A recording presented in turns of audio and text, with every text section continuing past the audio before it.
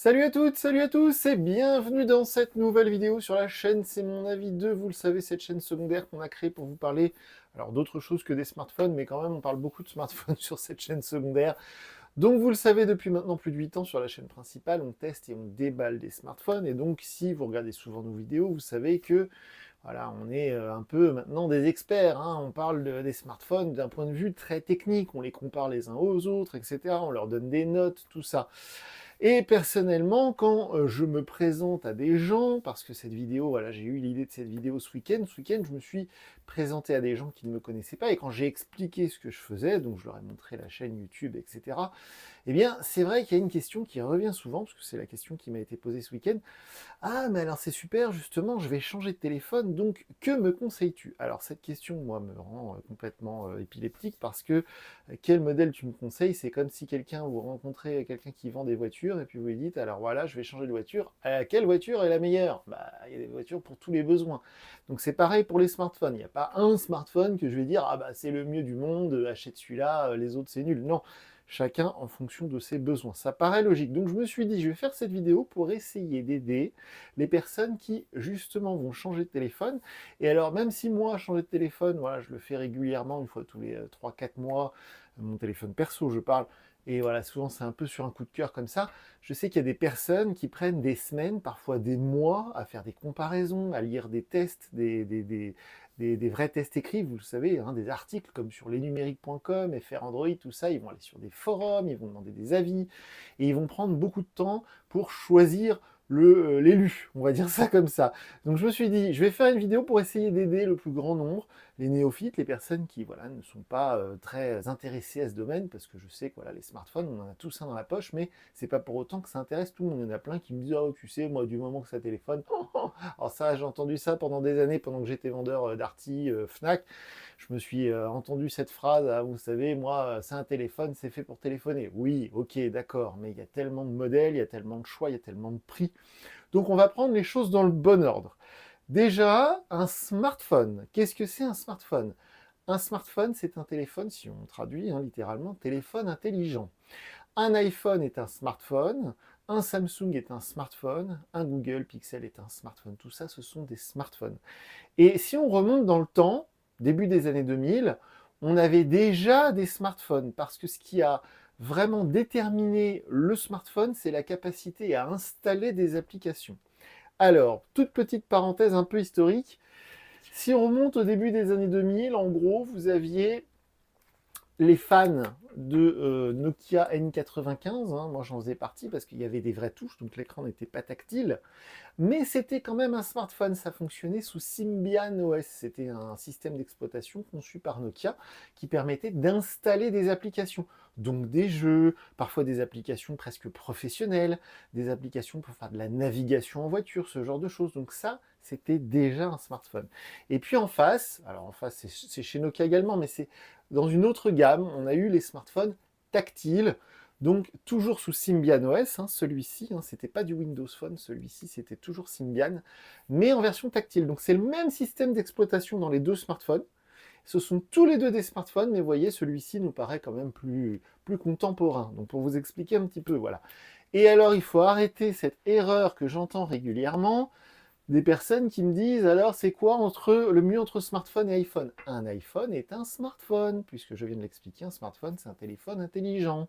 Voilà. Donc effectivement, dans les smartphones, il y a deux catégories. Avant, il y en avait plusieurs, maintenant il n'y en a plus que deux, puisque Windows Phone n'existe plus, hein, puisque on remonte il y a 10-15 ans, il y avait trois concurrents. Donc il y avait Android, donc Apple avec iOS, et puis il y avait aussi Microsoft qui avait essayé de mettre les pieds dans ce marché, et ça n'a pas marché, c'est le cas de le dire. Alors, les plus tatillons d'entre vous me diront oui, il existe aussi un téléphone sous Linux, machin. Bon, on va pas parler de ça, c'est pas très intéressant. Donc, Android, un système d'exploitation conçu par Google. Je rappelle que Google, donc, c'était il y a très très très longtemps, hein, il y a une vingtaine d'années maintenant. En gros, bah oui, bientôt 20 ans, parce que c'était en 2007, donc ça fera 20 ans en 2027. En gros, Android donc, est déjà dans les tuyaux chez Google. En fait, Android, à la base, c'est pas Google, hein. Google rachète, en gros, l'équipe d'Android, comme ils l'ont fait avec Waze, par exemple, il n'y a pas très longtemps. Donc, en gros, il y a des gars qui travaillent sur un système d'exploitation, un truc, voilà, pour concurrencer l'iPhone en 2007. et donc chez Android, parce que c'était le nom de la boîte, je crois, de l'équipe en tout cas, ils avaient mis au point un système d'exploitation, mais quand ils voient l'iPhone, la présentation de l'iPhone en 2007, ça leur fait un choc et donc ils rebossent beaucoup dessus. Et pas très longtemps après, genre en 2007 ou peut-être en 2008, il y a un téléphone qui s'appelle le G1, je crois. Vous irez voir, voilà. Google Android G1 qui était le premier smartphone Android. Donc voilà. Et sinon, il y a eu BlackBerry, mais on ne va pas en parler, c'est pas très intéressant. Donc voilà, deux choix se proposent pour vous si vous voulez choisir un nouveau téléphone, là maintenant en 2025. iPhone avec iOS, hein, c'est le nom du système d'exploitation. Et de l'autre côté, évidemment, les smartphones sous Android qui sont, on va dire 90% du marché, c'est Android, hein, chez nous en France. Je ne parle pas des téléphones qu'il y a dans les poches des uns et des autres, je parle des ventes. Hein. Quand ils se vendent 10 iPhones, ils se vendent 90 smartphones Android. Pourquoi? Pas parce qu'Android est meilleur, mais parce que la majorité des terminaux, c'est comme ça qu'on appelle un smartphone, des terminaux sont moins chers chez Android parce que vous avez des modèles par exemple à 100, 150 euros, ce qui n'est pas le cas du côté d'Apple. Donc, une fois que déjà là, on a déboisé le choix, tout ça, ce sont des smartphones. Alors, qu'est-ce qu'il faut regarder pour choisir son smartphone? Cela, évidemment, en fonction de votre budget.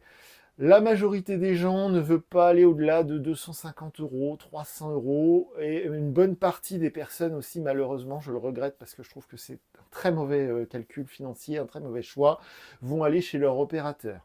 Ils vont aller chez Orange, chez SFR, chez Bouygues, et ils vont dire bonjour, je suis abonné, ça fait des années que je vous donne beaucoup trop d'argent pour le service que vous me rendez en échange, mais je vais quand même me réengager chez vous, et vous allez me donner un téléphone un peu pourri, puis vous allez me faire croire que c'est vachement bien. C'est comme ça que ça marche, hein, généralement.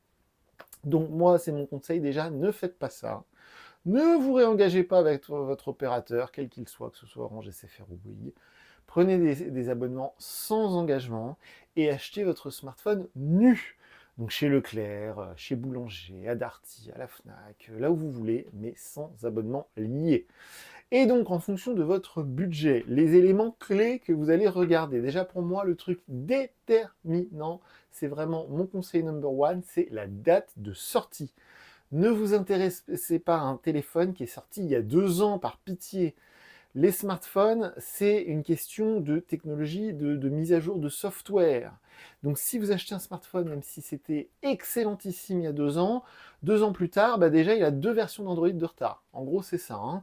Si vous prenez ce qui se faisait de mieux, par exemple chez Samsung il y a 2 ans, donc en 2023, c'était donc par exemple le A14, ou même le A13, ou le A23, le A24, voilà, tout ce qui finissait par 3 ou par 4, c'était 2023 par là-bas. Et là, évidemment, vous arrivez en 2025, déjà, tous les smartphones d'aujourd'hui qu'on achète neufs, ils sont Android 15. C'est la version actuelle. Si vous achetez un smartphone, même aussi bon soit-il en 2023, il était Android 13. Vous avez 2 versions d'Android de retard. Donc ça, déjà, mauvaise idée. Donc mon premier conseil, regardez ce qui est sorti cette année. Et en fonction, il y a tous les modèles, il y a tous les prix, hein, peu importe. Hein, c'est pas parce que vous achetez un téléphone récent qu'il va être cher. C'est pas du tout ça la logique. Donc si vous regardez là par exemple en 2025, vous déterminez le budget, c'est-à-dire le montant que vous allez vouloir ou que vous allez pouvoir mettre. Il y en a pour tous les prix, comme je viens de le dire. On démarre à 150 euros avec des téléphones, avec une vraie version d'Android. Attention, n'achetez pas des téléphones avec Android Go. Il y a un téléphone Xiaomi qui vient de sortir, le Redmi, je ne sais plus comment ils l'ont appelé, 5C je crois, Redmi A5, voilà, Redmi A5. Nous ne le testerons pas sur la chaîne parce que c'est pas Android la vraie version, c'est Android Go. Android Go, c'est une version allégée. Donc ça, première erreur à ne pas commettre. Acheter un téléphone avec une vraie version d'Android et Android 15 de préférence, de maintenant. Alors, les Xiaomi sont toujours un train en retard. La gamme Redmi Note 14 qui est excellente, qui est sortie en début d'année 2025, elle a encore Android 14. Donc je dirais ça va. Mais n'achetez pas un smartphone Android 13 en 2025. Voilà. Et si vous regardez cette vidéo en 2026, n'achetez pas un smartphone Android 14 en 2026, parce qu'en 2026, on sera sous Android 16. Comprenez la logique. Bon. Et une fois que vous avez déterminé votre budget, il y a 3 éléments, évidemment, déterminants sur un smartphone. Le premier élément, c'est l'écran. Le type de technologie qui équipe tous les smartphones actuellement, c'est la technologie AMOLED ou OLED. C'est la même chose. AMOLED, OLED. Et avec le taux de rafraîchissement, généralement, c'est du 120 Hz, mais même si c'est du 60 ou du 90, c'est tout à fait utilisable. Donc ça, c'est la première chose, c'est le type d'écran. Donc les écrans LCD, c'est daté, donc c'est pas un bon choix a priori, et en plus de ça, généralement, c'est sur les modèles entrée de gamme, pas cher. L'inconvénient d'un écran LCD, en plein soleil, on voit beaucoup moins bien, et le taux de luminosité est plus faible et ça consomme un peu plus de batterie. Un écran OLED ou AMOLED, c'est beaucoup plus lumineux et en gros, quand l'écran est noir, bah, ça consomme 0 watts. Voilà, en gros, c'est ça la logique. Alors, une fois qu'on a déterminé donc ce premier élément qui est l'écran, le deuxième élément important, alors c'était le cas il y a quelques années, c'est plus le cas maintenant, la batterie. Ils sont tous pareils maintenant. Il n'y a vraiment que iPhone et les Galaxy S25, donc c'est une gamme très particulière, qui vont être moins autonomes que les autres. Mais sinon, 99% des smartphones qu'on teste sur la chaîne et qui sont mis en vente actuellement, ce sont des batteries d'environ 5000 mAh, donc ils ont tous quasiment une autonomie équivalente. Donc ne vous attardez pas là-dessus, n'allez pas chercher le téléphone le plus autonome. Il y en a, mais c'est des téléphones, vous savez, renforcés. Les téléphones un peu conçus pour tomber par terre. On en teste souvent sur la chaîne. Des marques un peu exotiques, ou alors en France, on avait une marque là qui était très présente, c'était Crosscall ou Caterpillar. Bon, ceux-là, ils ont une autonomie de plusieurs jours, mais du coup, c'est des gros téléphones qui sont conçus pour les gars qui font du BTP, des choses comme ça, ou de la randonnée. Donc là, on parle des téléphones, on va dire, normaux. Voilà. Donc l'autonomie, ça sert à rien de les comparer. Ils sont tous plus ou moins de la même autonomie. Si vous croisez un vendeur de supermarché ou un vendeur type SFR, Bouygues ou Orange qui vous dit l'inverse, c'est un menteur. Donc l'autonomie, c'est plus un problème. Donc l'écran, première chose à voir, la version Android, Android 15 par pitié. Le troisième élément, ça va plutôt être la puissance. C'est-à-dire, en gros, alors le processeur, c'est comme en informatique, il n'y a pas de bon ou de mauvais processeur. Ça dépend du prix que vous allez mettre. Les processeurs sont tous plus ou moins bons. Par contre, le processeur, en tout cas la puce, le chipset, va déterminer le réseau. Donc, en 2025, mon conseil, c'est d'acheter un smartphone 5G. Même si la 5G, ça ne vous intéresse pas, même si votre forfait, vous êtes par exemple chez Réglo Mobile, chez Leclerc, il n'y a pas de 5G par exemple, eh bien c'est pas grave, votre téléphone 5G, il fera quand même la 4G. Et le jour où vous serez équipé 5G, ben, il fera la 5G. Puis surtout, il sera plus facile à revendre. Parce qu'un téléphone 4G, là en 2025, ça devient de plus en plus rare et de plus en plus, vous voyez, c'est un marché de niche. Hein, le téléphone 4G, c'est vraiment pour celui qui a très peu de moyens. Donc si vous avez, allez, on va dire 200 € de budget, déjà 5G. Voilà. Et ça, c'est lié à la puce, c'est lié au processeur. C'est pour ça que je vous en parle. Les performances, alors, je sais que du temps où j'étais vendeur d'arty, on me disait, ah, moi je veux un téléphone qui est fluide, qui va vite.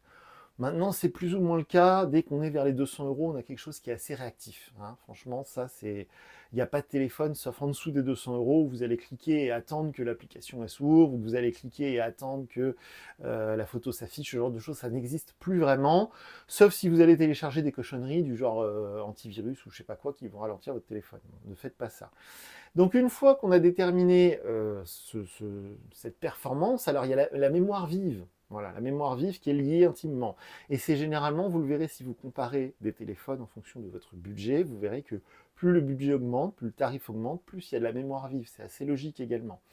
Donc la mémoire vive, c'est minimum 4 Go. Voilà, de toute manière, maintenant, c'est très difficile de trouver des smartphones qui sont en dessous de 4 Go. Ça n'existe quasiment plus, Dieu merci. Surtout avec Android 15, qui est un peu plus lourd à gérer que les versions précédentes. Donc 4 Go de mémoire vive minimum. Et si vous vous débrouillez bien, vers les 200 €, maintenant, il y a plein de smartphones avec 6 Go de mémoire vive. Et là, vous êtes tranquille. Le 8 Go, maintenant, c'est réservé à des téléphones milieu de gamme, genre assez cher, au-dessus de 300 €, voilà, dans ces prix-là. Et 8 Go de RAM, ça permet d'envisager de faire du jeu. Donc si vous voulez faire du jeu sur votre smartphone, que ce soit du jeu de voiture, donc je parle des jeux en 3D, hein, je parle pas de Candy Crush ou je parle pas de puzzle game. Quand je parle de jeux avec un besoin de puissance et de mémoire vive, ce sont des jeux en 3D. Donc si vous voulez faire du World of Tanks, je sais pas, du Fortnite, du PUBG, déjà Fortnite c'est 8 Go de mémoire vive minimum, sinon Epic Games ne s'installera pas sur votre smartphone. Je vais y arriver. Et au niveau donc de tout ce qui est performance, on a vu, après il y a le stockage. Alors le stockage, très sincèrement, 128 Go, ça suffit à tout le monde, à n'importe qui. Je ne connais personne qui ait 128 Go, sauf sur iPhone, mais c'est à part, et qui ait la mémoire pleine. Ça n'existe pas, ça n'existe plus. Surtout que, ce que je me tue à répéter depuis maintenant bientôt 15 ans, arrêtez de stocker les photos de vos enfants dans votre téléphone, mettez-les sur les clouds. C'est gratuit pour par exemple Google Photos. C'est gratuit pour iCloud jusqu'à 5 Go sur les utilisateurs d'iPhone. Et de toute manière, allez, on met 5 € par mois et on a 200 Go chez n'importe qui, que ce soit chez OneDrive, que ce soit chez Amazon Photos, que ce soit sur Google Photos, que ce soit sur iCloud. Donc arrêtez de stocker les photos parce que le jour où vous perdez votre téléphone ou on vous le vole, eh bien vous ne pourrez plus récupérer les photos de votre enfant. Donc arrêtez de stocker les photos de vos enfants dans vos téléphones. Mettez tout ça sur... Vous avez Google Photos, paf, dès que vous êtes en Wi-Fi, le téléphone est branché au secteur, ça part dans Google Photos, vous êtes tranquille. Bon, bref, donc stockage, 128 Go, c'est suffisant. Le 256, on va dire, maintenant, de toute façon, il y a certains modèles qui ne nous laissent plus le choix. Hein, à partir d'un certain budget, on a genre 8 Go de RAM, 256 Go de stockage. Donc là, au moins, on est tranquille pour un bon bout de temps. Et le 512, pour moi, ça sert à rien. Et donc, vient le dernier truc, on va dire, à surveiller quand on achète un nouveau smartphone, c'est la photo. Alors, ça fait donc, comme je vous le disais, à peu près 15 ans que je conseille des gens pour des smartphones, parce qu'avant cette chaîne YouTube, j'étais donc vendeur donc sur le terrain face à des vrais gens qui me posaient des questions, et la photo, la photo, la photo. Monsieur le vendeur, dites-nous un téléphone pas cher qui fait de bonnes photos. Alors ça, j'ai dû entendre ça 1 million de fois. La photo, c'est pas lié au capteur. Donc c'est pas parce que vous allez prendre un capteur 200 mégapixels que vos photos sont réussies. C'est pas ça le délire. Par exemple, pendant très longtemps, que ce soit les iPhones, que ce soit les Samsung très chers, hein, du S24, du S24 Ultra, tout ça, ils n'avaient pas forcément des capteurs 48 mégapixels, ils étaient encore en capteur 12 mégapixels pendant très longtemps. Et les photos étaient excellentes. Les fameux Google Pixel, qui sont les téléphones qui se vendent le mieux actuellement en haut de gamme, les Google Pixel, c'est pas du 200 mégapixels. Hein. Sur un Pixel 6a ou 7a, c'est un capteur 12 mégapixels et les photos sont excellentes. Donc c'est pas parce que vous prenez un smartphone avec un capteur 200 mégapixels que vos photos seront réussies. J'insiste là-dessus. Par contre, ce qu'il faut regarder, alors généralement, milieu de gamme en ce moment, on est sur du 50, parce qu'il y a un capteur photo, je sais plus, je crois que c'est Sony qui le fabrique, parce qu'il n'y a que 2 fabricants de capteurs photo. Et donc, ils vendent ensuite ça à tous les constructeurs de smartphones. Et donc, le capteur 50 mégapixels Sony équipe beaucoup de smartphones actuellement. Et si vous pouvez regarder un terme qui est un peu obscur, mais qui apparaît sur les fiches techniques quand vous allez choisir votre futur smartphone, c'est OIS. Optic Image Stabilization. Mon accent anglais n'est pas terrible, ça veut dire stabilisation optique de l'image. En gros, c'est que votre capteur photo il est monté sur des petits ressorts, un système en tout cas qui le stabilise. Et donc, quand vous allez prendre votre smartphone pour faire votre photo, si vous bougez un peu, ça peut compenser votre mouvement, donc la photo sera plus nette. Donc OIS. Donc en ce moment, dans les smartphones avec des prix accessibles, on va avoir des capteurs 50 mégapixels OIS. Voilà, ça c'est pour le capteur photo principal. Mais si vous vous intéressez à un nouveau smartphone et que vous comptez investir de l'argent, moi, mon conseil, c'est surtout de regarder, d'avoir plusieurs capteurs photo. Donc le capteur photo principal, pour prendre en photo votre chien, un objet sur une brocante, en prendre en photo quelqu'un, Jean-Michel à un mariage. Bon, ça c'est très bien. Mais le capteur ultra grand angle va être très pratique quand vous avez peu de recul. Vous êtes dans une salle des fêtes, ou vous êtes dans le salon de quelqu'un, ou vous visitez quelqu'un chez lui, vous avez peu de recul et vous voulez prendre en photo plusieurs personnes. Le capteur ultra grand angle est fait pour ça. C'est très pratique. Pareil quand vous visitez un monument. Parfois, on veut prendre en photo un plafond magnifique dans une église, on n'a pas assez de recul, paf, le capteur ultra grand angle permet ça. Donc ça, c'est si vous avez deux capteurs. Capteur principal, capteur ultra grand angle, et parfois, mais c'est pas très utile, il y a un capteur macro qui permet de prendre en photo des trucs de très très près, genre des insectes ou des fleurs. Mais vraiment très près, hein, genre 2-3 cm de distance entre votre téléphone et le sujet de la photo. C'est pas indispensable au quotidien. Et dernière chose sur les photos, si vous envisagez d'acheter un nouveau smartphone et que vous avez un budget assez important, par exemple vers les 500 €, vous allez avoir beaucoup de smartphones maintenant qui proposent de la téléphoto. Téléphoto, qu'est-ce que c'est? C'est du zoom optique. Optique, ça signifie que c'est pas juste on va zoomer sur la photo et que ça va devenir tout pixelisé, moche. Non, le zoom optique, c'est que c'est comme une paire de jumelles. On va vraiment pouvoir aller voir plus loin et que la photo reste nette. Ça peut être très pratique de faire du zoom x2 quand par exemple vous êtes au zoo, il y a un animal là-bas, là, vous ne pouvez pas vous approcher, vous voulez le prendre en photo, le zoom x2 avec un vrai capteur téléphoto. Donc ça a équipé pendant longtemps tous les smartphones haut de gamme, donc très cher, vers les 1000 €. Et maintenant ça arrive sur le moyenne gamme, 300, 400, 500 €, et aussi sur le bas de gamme, entre guillemets, puisqu'il y a un excellent smartphone qu'on a testé cette année qui s'appelle le CMF Phone 2 Pro, et qui est équipé à 250 € seulement des 3 capteurs photo. Capteur photo principal 50 mégapixels, excellent, capteur ultra grand angle et capteur téléphoto, un vrai zoom x2. C'est rare dans ces prix-là, c'est très très rare.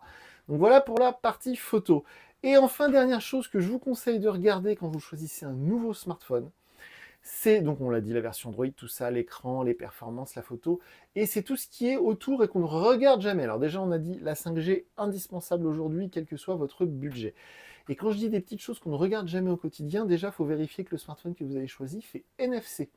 Parce qu'il y a beaucoup de gens qui se croient plus malins que les autres et qui se disent moi je vais aller trouver un téléphone que personne ne connaît sur un site tout chelou là-bas et que le téléphone il est vraiment pas cher et que si on regarde la fiche technique elle équivaut à un téléphone qui est 2 fois plus cher à boulanger, et bien souvent il y a une arnaque. Et l'arnaque c'est parfois par exemple dans le NFC. Le NFC c'est ce qui vous permet de faire le sans contact. Alors là, j'en ai plein qui disent derrière leur écran, mais moi, j'ai pas l'intention de payer avec mon téléphone, le sans contact, ça ne m'intéresse pas, je le fais avec ma carte bancaire. Oui, mais le NFC sur votre smartphone, il va servir à plein d'autres trucs. Par exemple, maintenant, il y a des cartes fidélité, notamment chez Carrefour, c'est plus avec un code barre, c'est avec le NFC. Donc, il faut toucher le truc de fidélité Carrefour avec votre smartphone comme si vous faisiez un paiement. Le NFC va servir aussi à plein d'autres choses. Par exemple, en ce moment, il y a une application officielle de l'État de la République française qui s'appelle Mon Identité numérique. Et pour rentrer votre carte d'identité dans l'application, il faut toucher la puce NFC de votre carte d'identité, parce que oui, les cartes d'identité format carte bancaire, elles ont une puce NFC intégrée, comme les passeports d'ailleurs, et donc quand vous allez toucher votre téléphone au niveau de la zone NFC avec votre passeport ou votre carte d'identité, vous allez pouvoir mettre tout ça dans l'application France Identité. Donc vous voyez, le NFC c'est très important. Donc il est là dans quasiment tous les téléphones maintenant, hein, c'est quasiment une obligation. Je crois que d'ailleurs pour avoir Android 15, il faut le NFC obligatoirement, je crois. Mais voilà, je le précise pour les petits malins qui des fois, alors je reçois des mails des fois avec des gens. Oui, alors j'ai trouvé le modèle Xing Chang Chung 2000 qui est sorti l'année dernière. On en trouve que sur le site machin truc bidule. Il coûte seulement 150 euros. Qu'est-ce que vous en pensez? Non, je vais pas commencer à regarder des téléphones tout chelous là, personne achète. Bref, donc le NFC très important. Et dernière chose importante, en tout cas de mon avis, quand vous allez acheter un smartphone neuf, vérifiez la norme IP. IP, c'est l'étanchéité. Alors c'est pareil, ça fait le premier smartphone étanche, moi que j'ai pu voir, c'était du Sony Xperia. C'était, je pense, en 2013, un truc comme ça, peut-être 2014. Oui, ça existe. Oui, c'est vrai. Oui, ça marche. Et non, c'est pas du marketing. Les smartphones sont vraiment étanches désormais. L'iPhone 16 Pro avec lequel je filme cette vidéo, j'ai beau le foutre dans ma baignoire, il se passera rien. C'est fait pour. Donc, quand vous achetez un nouveau smartphone, parfois il y en a qui sont moins chers que les autres. Pourquoi? Pour ce genre de petits détails. Si vous allez regarder attentivement la fiche technique, parfois il n'y a pas de certification IP, c'est-à-dire que le téléphone n'est pas conçu pour aller dans l'eau. A l'inverse, il y a beaucoup de téléphones maintenant dans le milieu de gamme. Là, sur la chaîne principale, c'est mon avis, on va tester le Oppo Reno 13F qui ne coûte que 269 euros. C'est un budget tout à fait raisonnable. Il est certifié IP68. Dans ces prix-là, c'est très très bien. La majorité des Samsung, des grandes marques, en fait, sont certifiées IP. Les Google Pixel, évidemment, les Samsung, évidemment, tous les iPhones, depuis l'iPhone 7 de mémoire, sont certifiés IP. Attention, warning, dernière chose très importante à ce sujet de l'étanchéité, si vous faites réparer votre téléphone ou si vous achetez un téléphone reconditionné, il ne sera pas étanche parce que quand les gens, même les techniciens certifiés, quand ils remplacent un écran de batterie, l'étanchéité après, il ne faut plus y compter, même si eux vous disent que oui, non, non, non, non, non.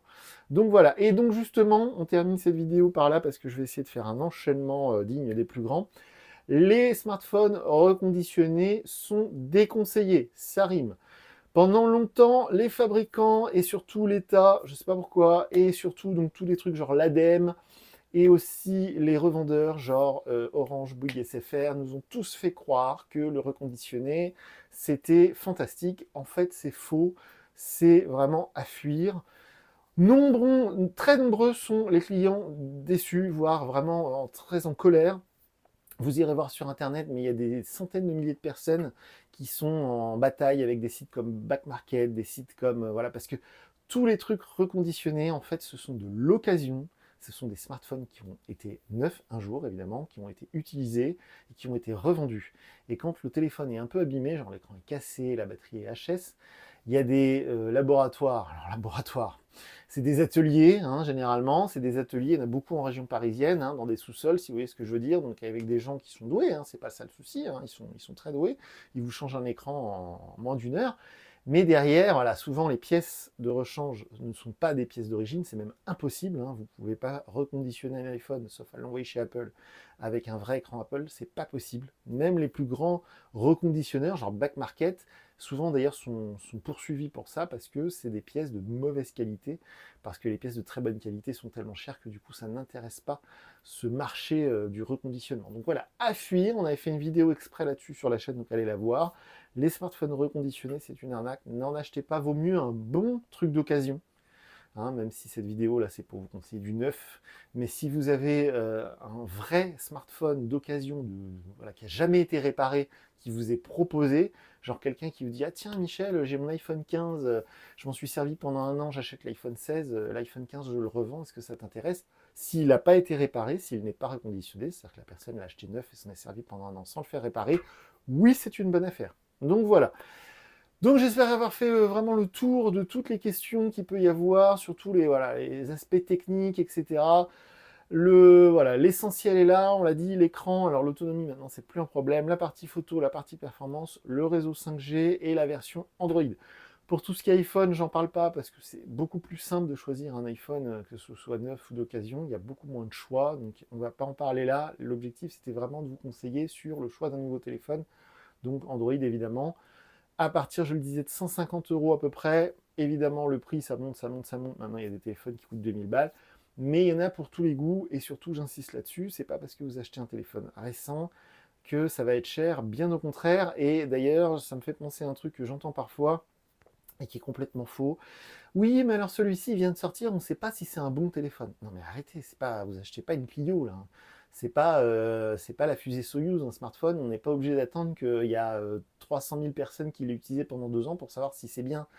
Le smartphone, il est fabriqué, donc il y a des gens comme moi qui sont faits pour les tester, donc il y en a plein sur Internet. Donc si vous vous intéressez à un modèle, allez voir ce qu'en disent les gens dans mon genre qui l'ont utilisé pendant quelques jours. Et donc si c'est bien, c'est bien, si c'est pas bien, c'est pas bien. Mais c'est pas le téléphone, on ne sait pas ce qu'il va devenir, ça se trouve dans un an, ce sera... Non, non, c'est pas comme ça que ça marche. Et on n'en parle pas dans cette vidéo, j'en ferai peut-être un jour une vidéo dédiée, le SAV, je sais que ça, voilà, ça obsède certains d'entre vous. J'ai jamais eu de problème de SAV, donc moi, ça ne me concerne pas beaucoup.